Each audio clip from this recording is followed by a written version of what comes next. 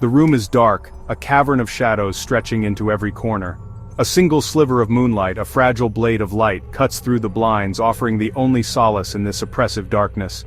It's a stark reminder of the world outside, a world Eleanor no longer feels a part of, painting a lonely stripe across the dusty wooden floor, a silent testament to the passage of time that now stretches endlessly before her. The dust motes dance in the beam, each one a tiny memory swirling in the stillness. This is Eleanor's world now, a world of shadows and silence, a landscape sculpted by grief. The house itself seems to mourn with her, its timbers sighing in the wind. Her husband James has been gone for 6 months, a lifetime in the echoing chambers of her heart. 6 months since laughter filled these rooms, 6 months since warmth radiated from his presence. The silence in their home is a weight, a suffocating blanket pressing down on her every day, stealing her breath and dimming the light in her eyes. It's a silence so profound it hums.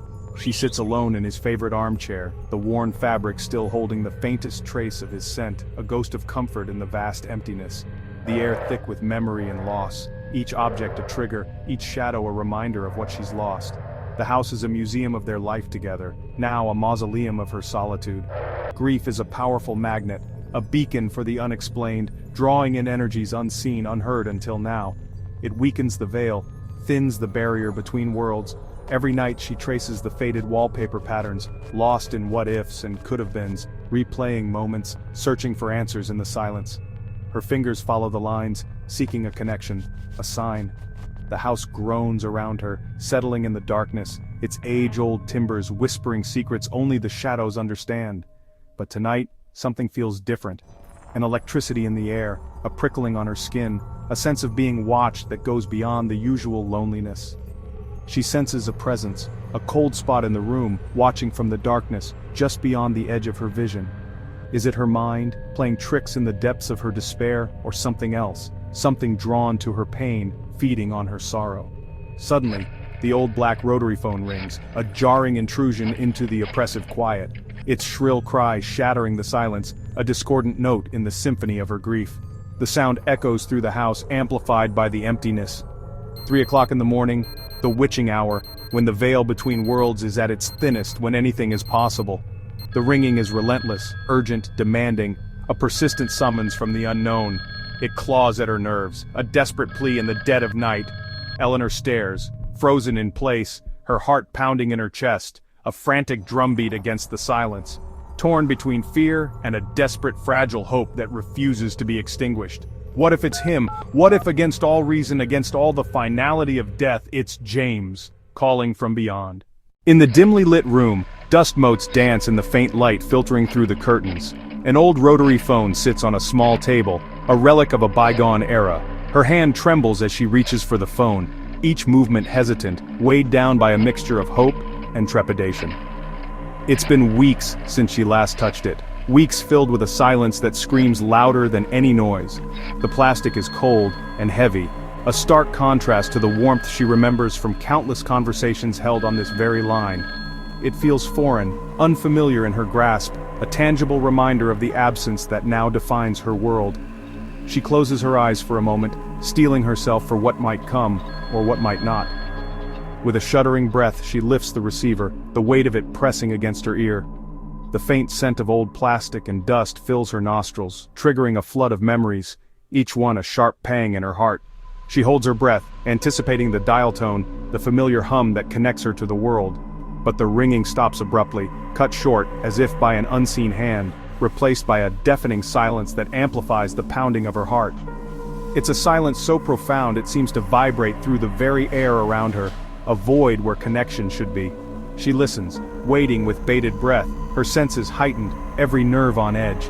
The silence stretches, each second an eternity, filled with the unspoken questions that haunt her waking hours and invade her dreams, dreading the nothingness, the emptiness that has become her constant companion, hoping against all reason for something, anything to break through the wall of silence. At first, only static, a wall of white noise. A harsh crackling sound like a radio between stations, searching for a signal in the vast emptiness of the airwaves. It's a chaotic symphony of interference, a jumble of frequencies that seems to mock her desperate hope. Then, through the noise, a faint, distorted whisper emerges, barely audible, like a voice carried on the wind from a distant shore. It flickers in and out of existence, a fragile thread in the tapestry of static. She presses the receiver harder, straining to hear, willing her mind to filter out the noise and focus on the faint glimmer of sound. Her heart pounds in her chest, a frantic drumbeat against the silence. The static parts for a moment, a brief respite in the storm of noise, and she hears it, a voice, faint but undeniably there, garbled, almost unintelligible, broken, echoing from a vast distance as if traveling across unimaginable gulfs of space and time. One word cuts through the noise, sharp and clear. "Ellie." It's James's voice, unmistakable despite the distortion. The pet name only he used, a private endearment whispered in moments of intimacy and affection. Her mind reels, the world tilting on its axis. James is gone, taken too soon, his life extinguished like a candle in the wind. Yet here is his voice, a phantom echo from beyond the veil, whispering her name through a dead phone line, defying logic and reason. The static roars back, a deafening crescendo, swallowing the voice whole, leaving only the ringing in her ears. The connection is broken, severed as abruptly as it began. But the word lingers, impossible and beautiful, a seed planted in the fertile ground of her grief. Was it real, a genuine message from the other side? Or just grief's cruel trick, a phantom echo conjured by a heart desperate for solace? For Eleanor, it changes everything, shattering the foundations of her reality. The boundary between worlds suddenly feels paper-thin, a fragile membrane separating the living from the dead, the known from the unknown, and she knows, with a certainty that defies logic, that she must find a way to cross it. Eleanor's story isn't unique. All over the world, people report phone calls from the dead, a chilling, direct form of contact. The details are eerily consistent. A phone rings at an odd hour, static fills the line, and a familiar voice breaks through. Sometimes it's a message of love, a warning, or just a name. Skeptics argue these are grief-induced hallucinations, the mind's way of soothing pain. But can every account be dismissed so easily? Many report hearing specific nicknames or inside jokes only their loved one would know. Some calls come to disconnected phones or devices with dead batteries that suddenly light up. How does science explain that? We've spoken to people who received these calls, credible, rational individuals, forever changed by the experience. They aren't seeking attention, they're searching for answers. Are these tricks of the mind or proof of something more? The line between psychology and the paranormal blurs. For those who've experienced it, these calls are real, a chilling whisper from beyond the veil. They speak of connections that transcend the boundaries of life and death, leaving an indelible mark on those who receive them. Genuine messages from beyond.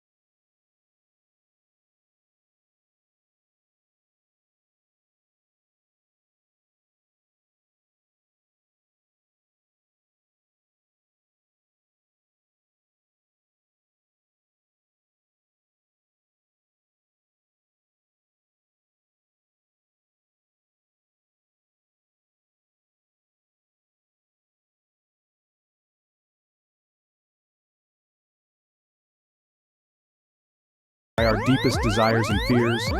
The answer perhaps lies in the ear of the beholder. Skeptics offer a different view. They argue these calls are products of intense grief, auditory hallucinations, the brain's way of coping. Grief can alter perception, making us search for signs our loved ones are still with us. A random call, a bad connection, or a distorted voice can be misinterpreted. The mind fills in the blanks, transforming noise into a cherished voice. It's not deception, but self-preservation. For skeptics, there's no ghost in the machine, only the ghost in our minds. Auditory pareidolia, the brain's tendency to find meaning in random noise, is key. In grief, our minds are primed to hear what we long for most. Scientists have shown people can hear words in white noise if they expect to.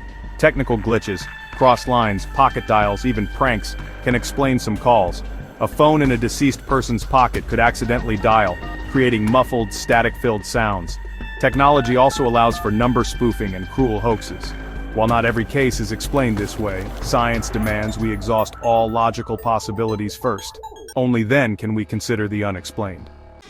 But what about cases that defy logic? Paranormal experts like medium Lorraine believe spirits need three things to call: intense emotion, a psychic bond, and a spike in energy. The spirit world, she says, vibrates alongside ours. Grief raises our energy, creating a temporary bridge. The phone amplifies this connection, letting spirits manipulate its energy to speak. The calls are brief, draining for the spirit. As technology spreads, Lorraine believes we're building more bridges for spirits to reach us. For believers, these calls are sacred, a testament to love's enduring power. The mystery deepens as our world becomes more connected. Some cases punch holes in skepticism. The Sutton family received calls from a phone buried with their father. His number, his favorite tune, but the account was closed. Charles Peck's family got 35 calls from his phone after he died in a train crash. Each call static, but they led rescuers to his body.